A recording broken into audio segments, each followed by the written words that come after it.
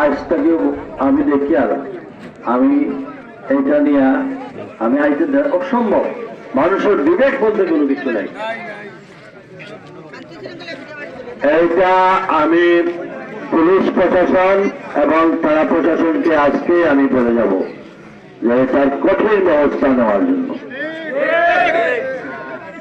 2 নম্বর হচ্ছে এই এলাকাকে একটা ফ্লাড শেল্টার করার প্রয়োজন, কারণ বর্ষা আসলেই এখানে এই ছোট মোটো করে করলে না, একটু বড় করে স্কুল হইলো।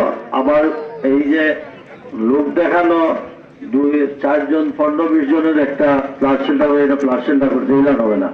অন্তত পক্ষে গরু ছাগল সহ সব যাতে আমরা একটা স্টেপ পাই, ইনশাল্লাহ বড় করে হইলো একটা ফ্লাড শেল্টার করা এখানে প্রয়োজন আছে।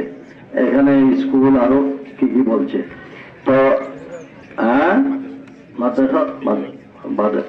বেড়িবাদ তো লাগবে, বেড়িবাদ না হলে তো আপনি এই হাওড় এটা টিকাইতে পারবেন না।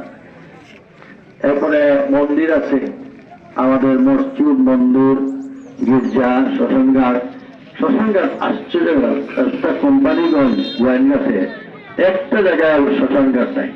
আমি সিলেট শহরে কতটা শ্মশানঘাট করছি এবং